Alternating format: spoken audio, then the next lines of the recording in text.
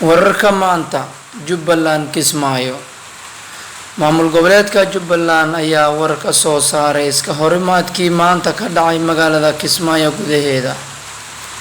Injineer Cabdi Xuseen Sheekh Maxamed wasiirka warfaafinta Jubbaland ayaa sheegay in dagaalka uusan wax khasaare ah haba yaraatee ka dhalanin.